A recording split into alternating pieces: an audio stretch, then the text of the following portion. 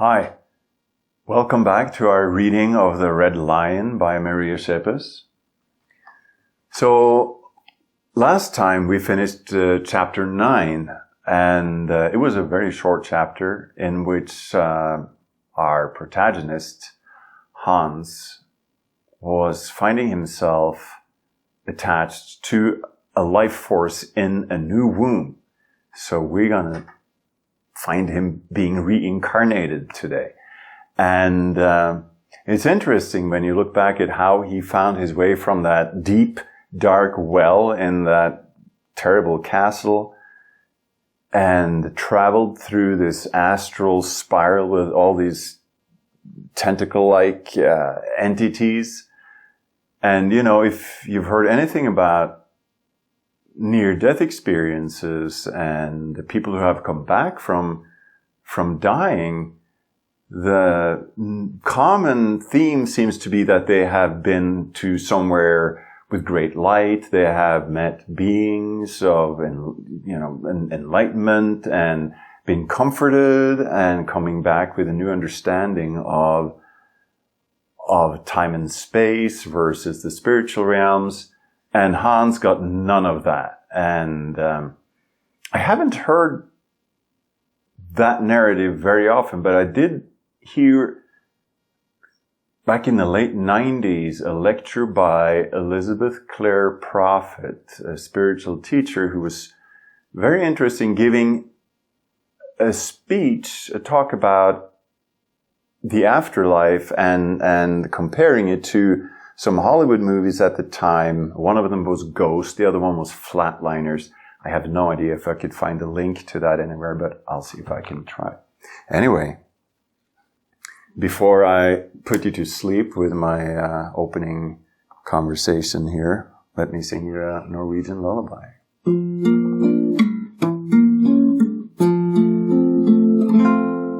La stjernene få dysse deg i søvn. Hold av en plass til meg i din drøm. Og vær da ikke redd mens du sover, for natten skader ingen, og jeg lover. Jeg vil våke ved din side og vokte deg i natt.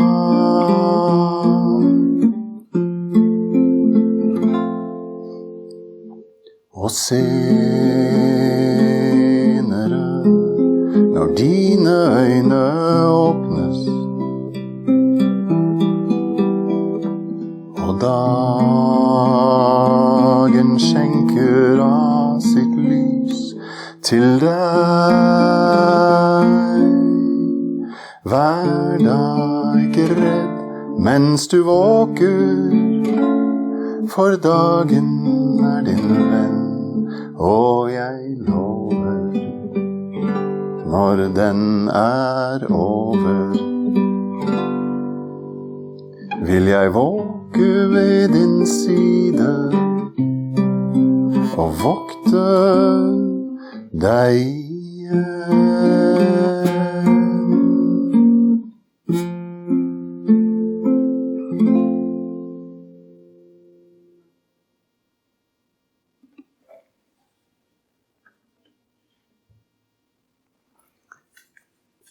All right, here we go.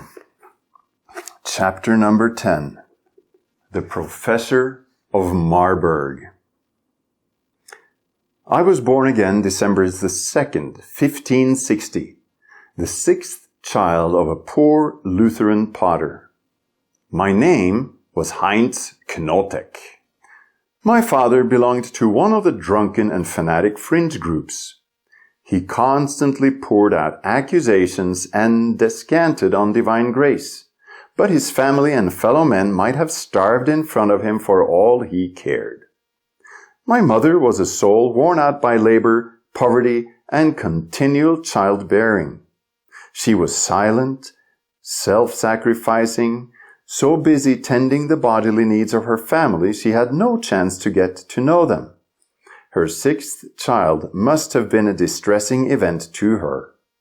That which had been mildly pleasant the first time was an almost intolerable excess in a house where there was never enough food and absolutely no peace.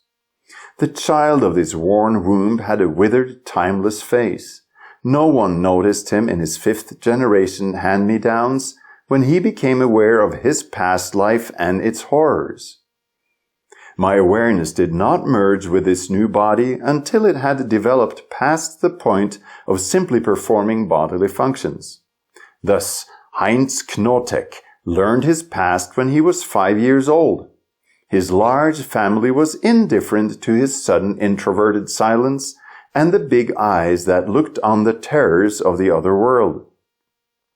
They weren't even curious when he began to scream in the night.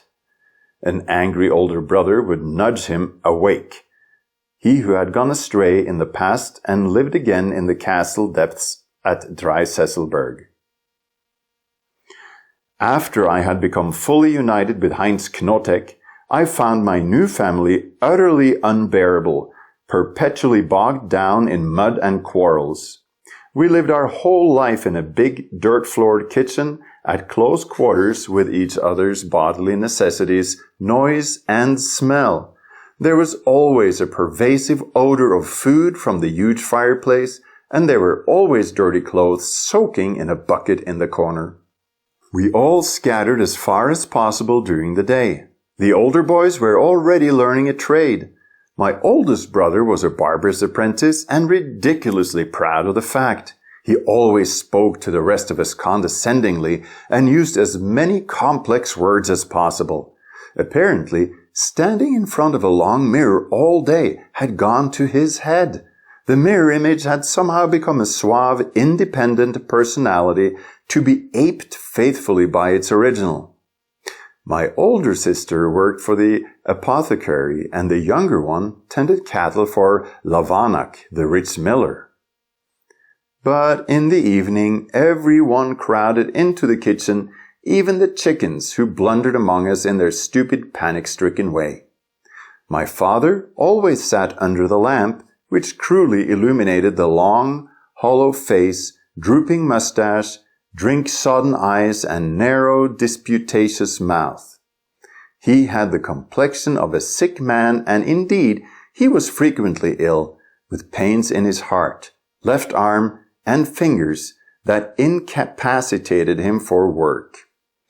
I had inherited his weak constitution to a far greater extent than the other children, for I was the last child, and had been conceived during a drunken stupor. As for my mother, I never saw her sit down anywhere. She even ate standing up. She was always working, the heavy, large-boned body slaving silently. Sometimes she groaned, but that was only when she had the pain in her legs. I was the only one who knew about it. Once I had asked her if something was hurting her. She looked at me and smiled, a smile that transformed her into a beautiful and intelligent gentlewoman. I have soothing pains in my legs sometimes. Don't worry about it, Heinz. But you ought to lie down when you get 'em. Lie down? When would I find time for that? A nice thing that would be. Whatever would your father say? Someday, my son, someday, I'll catch up on my rest. In the grave. That was the only private conversation we ever had. But from then on, she would smile at me occasionally, a communication fuller than any words. It was only for me that she smiled this secret smile. For the others, she kept on scrubbing, washing, and cooking with her usual silent, dull face. She suffered her drunken husband's beatings stoically with compressed lips. My father made up for her silence by talking continually. Everything that happened to him became the subject of a bombastic, trivial sermon. He flushed with violent anger if anyone contradicted him, and quickly descended to personal abuse. He was always picking quarrels, and anything that deviated in the slightest from his preconceived ideas was twisted to fit his distorted pattern. Abnormally sensitive to even imaginary opposition, he had no sensitivity at all in the areas where he really needed it. He trampled down that which was most delicate in his own household. Woe to him who disturbed Knotek's sleep! But if he himself woke up in the night, he shouted the house down. During his frequent drunks, his verbosity was both overpowering and abusive. He would seek a victim for an endless, insulting sermon, shouting questions he never gave anybody a chance to answer, and damning the unfortunate to hell for all 7 cardinal sins. I'll never forget how angry I was one Sunday when I saw my mother pause in her scrubbing of the slate entry, a cloth still in her swollen hand, to stare at my father as he stood sternly before her. He began to instruct her in the rules of religion. Mother lacked the time to follow these petty regulations. "You mustn't risk your soul, you wretched woman," he intoned in a repressed voice, raising 2 rough fingers. "Do you think that in our religion you can buy God's mercy with a little piece of paper? This is a religion of action. The devil is always on the lookout for slothful souls," he ranted. "Missing even one meditation opens a gap to hell, and I won't be there to take care of you on Judgment Day. Cast out this abomination of indolence from your soul, or I'll call to the Lord in judgment, and he will say, 'I don't know you.'" Of course, the night before 2 of his cronies had to carry him home from the inn. They had managed to drag him through every mud hole on the way. My mother had calmly induced vomiting, cleaned him up, and put him to bed. By the time he woke up from his drunken stupor, the house was immaculate and breakfast prepared.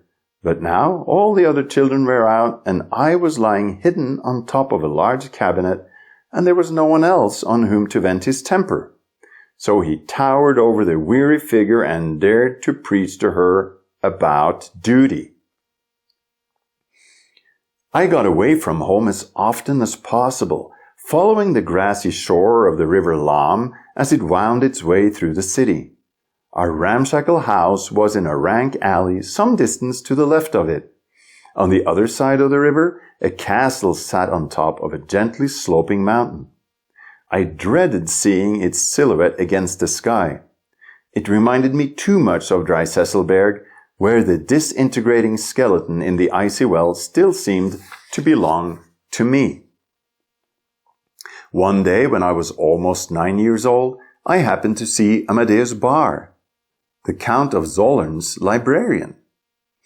He was walking along with a loaf of bread under one arm, and I recognized him immediately as the friend of Edouard Anselmus Rochard, whose miraculous recovery had triggered my tragedy. I was so surprised I forgot myself. It didn't occur to me that I was a completely different person since the last time he had seen me. Now I was a fugitive in the body of a 9-year-old street urchin, but I was too happy to see him to think. I ran up to him. "Magister, how did you get here?" He stopped and looked at me in his absent-minded way. What do you mean? What do you want, little boy? Who are you?" My voice froze in my throat. Suddenly, I looked down at myself, then ran away in confusion. I heard him shout hoarsely after me, Wait, don't run away. I'm not going to hurt you. I'm not going to eat you." But I kept running as fast as my legs would carry me over the wooden bridge that crossed the Lam and along the muddy streets. I didn't dare stop until I was in the tool shed behind our house with the door shut. Amadeus Bar's question echoed in my mind. "Who are you?" What kind of answer should I have given him? I am Hans Burgener, who murdered a gentle, wise old man, a magus who knew what I was going to do and made no resistance. He even felt sorry for me, the victim, crying over the executioner. Of course, now I know why.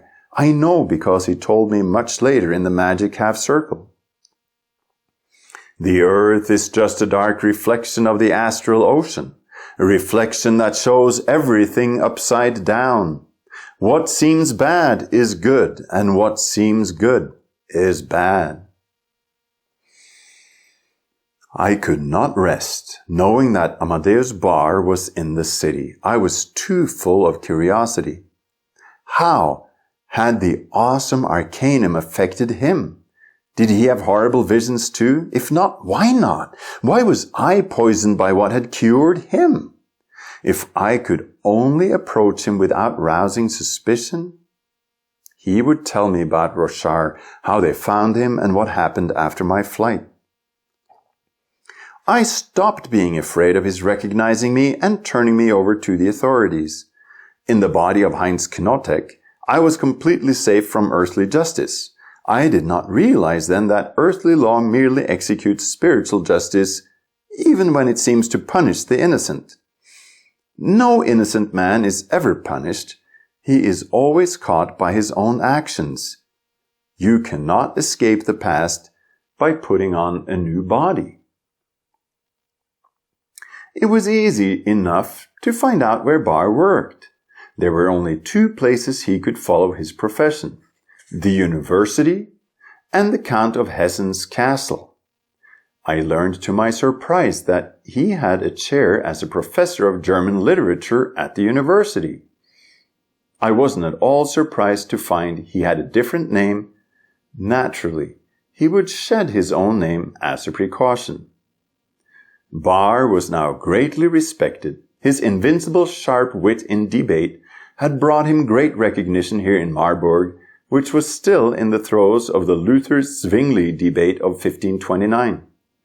That debate had made the city a center of the spiritual struggle and kept it in ferment for 40 years. Even the most impoverished tradesman demanded clarification of the most abstract articles of faith, and he was always willing to spill blood to support his viewpoint. It was only in this kind of atmosphere that Bar could really blossom. He had a wealth and quickness of wit and an intensity of personality that no one could match. The Count himself felt honored to have him at his table and condoned the stinging sparks of humor that flashed from him continually for the sake of his great intellect. For Bar's satires spared no rank, authority, custom, or dogma. The Inquisition would have killed him years before, but in this city of nascent faith, he found a home. The age had arrived when man felt free to doubt, not God, but the rulings of his fellow men. The genius of Rochard's friend had been discovered. Now the musty bookworm was a professor of great authority whose witty remarks achieved instant fame. People in high society decorated their conversation with his aphorisms. They might amuse or anger, but they were always admired. Outwardly, Bar hadn't changed at all. His cloak looked like the same one he had worn in the tailor's shop in Nuremberg, and his graying hair still hung down his neck. He was even still missing a clasp on one shoe. All this was overlooked because of his great intellect. I hung around the house where he lived, waiting for an opportunity to be of service to him. He rented the upper room over a gingerbread maker's shop. In good weather, I would go to the top of the house across the street so I could see him bending over his books. Sometimes he would stand up and wander aimlessly about the room, stopping abruptly to make an impatient gesture or talk to himself. At first, I thought that he also was molested by the astral rabble. I watched them throng around him continually in a wide circle, but to my surprise, they didn't approach him. There was a pure, shining clearing around him, like a fire in the jungle that animals must circle at a respectful distance. Later, when I got to know Bar better, I realized that he was battling something much more abstract during those spells of pacing. He was having inner debates in which he was both advocate and opposition. Sometimes he would stop by the window and stare unseeingly into the street for a long time. I would try to attract his attention on these occasions by jumping up and down, but he never noticed. It was weeks before he finally noticed me, and even then it was his own hunger that roused him from his absorption. He had been writing at his desk for hours, and it was getting dark. He hadn't eaten a thing all day, but he still could not seem to break away from his subject. Finally, he leaned out the window, and his eyes met mine. Perhaps my obvious readiness to help influenced his decision. He threw down some money and shouted for me to bring him some bread and milk. Then I understood that every desire can be fulfilled by applying willpower and patience. My heart pounded with excitement as I walked up the broad wooden staircase. I had a fresh loaf of bread under one arm and a warm, foamy pitcher of milk in the other hand. I knew I needed to establish a relationship with the little scholar, and I had a plan to go about it. I had to knock, for Bar was again in the Milky Way of his own thoughts. First, he asked me who was there, because he had forgotten he had sent me on an errand. Then, when he realized who I was, he couldn't find the key to the door. Finally, I was admitted to a wildly disordered room where household utensils were scattered in the most unlikely way among folios, scrolls, and ragged manuscripts. He began scraping a candle out from under the bed, alternately grumbling and speaking kindly to me. "Where has that stupid candle got to? Just a minute, young fellow. I'll have some light soon." My God, he had done that very same thing the morning I brought him Rochard's letter. "I'll give you something for your trouble," he muttered, continuing his search. As my eyes adjusted to the dim light, I saw him staring with nearsighted surprise at a beret he had fished out. He threw it away impatiently and tried again. This time he produced a candle. "Last time it was behind the bed," he explained. "I have no time for these things. Do you want money or candy? I should have both if I were you." Now was my opportunity. I spoke out of a dry throat. I don't want either, Magister. If you want me to, I'll be glad to bring you bread and milk every day. I could also clean your room and perform other services. Chop the wood, make the fire, carry water. Now, candlelight illumined the scene, and the professor was able to stare at me in his surprise.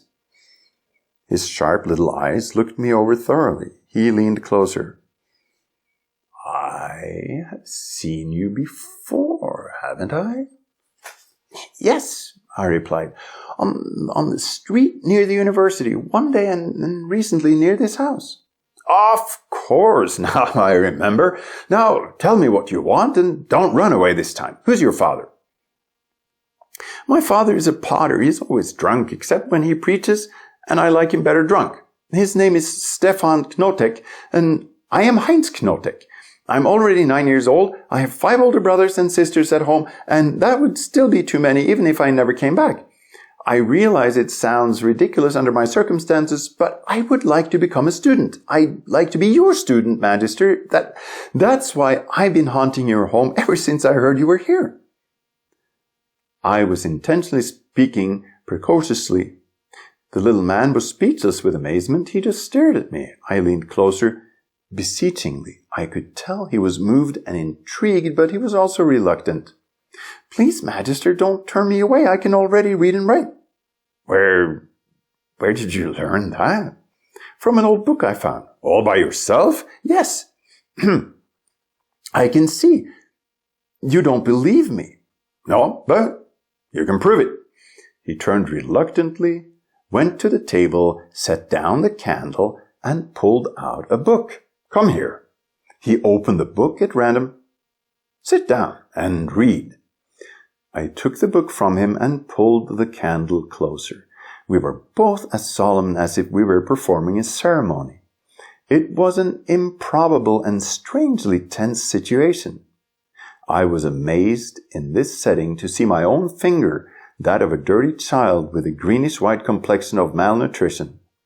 Putting this finger between the pages, I turned back to the title page. It was the second volume of the Old Testament Apocrypha and Pseudepigrapha in a rare hand-copied edition. The designated page was part of the first vision of Ezra. I began reading the ornamented words slowly, syllable by syllable. The day will come when a mighty terror will shake the inhabitants of the earth.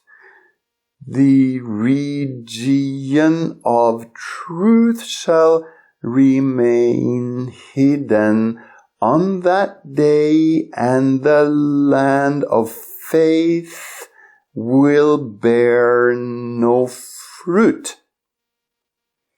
Injustice will grow and multiply more than thou seest now or hast ever heard. And the land which thou seest ruled today will become a trackless desolation. If the Most High permits thee to live, thou wilt see chaos after the threefold times. The sun will suddenly brighten the night, the moon will appear by day, blood will drip from trees, and the very stone will shout. The nations will all rebel, and no help shall be found on any hand. And he whom the inhabitants of the earth do not expect will gain power. This is the Antichrist. My thin, childish voice trembled over the weight of the words. Silently the professor took away the book and placed paper, quill, and ink in front of me. Then he began to dictate, leaning over to watch me write. The fishes will migrate. The sea of Sodom will cast them out utterly, and the night will howl with a loud voice which few will comprehend. Chasms will open in the earth, and fires will burn without ceasing. The wild beasts will leave their dens, and women shall bring forth monsters. Seawater will mingle with that which is fresh, and the friends of a man's bosom will suddenly become his enemies. Knowledge will hide, wisdom will go down to the grave. Many will seek her and find her not. At first, the weak and inexperienced hand of Heinz made a clumsy job of transferring Hans Burgner's literacy to paper. But gradually the letters attained a better form and the speed increased. I wrote with regular spaces between the lines and without an error. Suddenly the professor spoke. Enough! I looked up to see the wondering disbelief in his face. God be merciful to you, my son. I only pray that this ability came from the Lord and not from the evil one. Dark knowledge is worse than the worst ignorance. But whatever the reason, fate has sent you to me for some purpose, and I will not frustrate it. Tomorrow I will talk to your father. Thus I entered the service of Rochard's friend and his pupil and servant, I, who had murdered his mentor. He shared his food with me, and I slept in the room next to his. Sometimes he showed his dislike of my inappropriately mature behavior, but he also pitied me and came to grow fond of me, giving me the emotional surplus of his lonely life. The only really peculiar thing about the situation, of course, was that I knew who I was and remembered what I'd done. People who tortured, persecuted, and killed each other often meet in new bodies. Mothers give birth to the souls of their greatest enemies and put them to bed with brothers who may have been their executioners. And I was really less dangerous than those miscreant souls whose thirst for vengeance merely hibernated. I literally could not kill again, for my terrible experience had wrought a living truth within me. Murder would rob me of the gentle gifts of a normal evolution. All I wanted was to be free and find the formula that would save me from hell.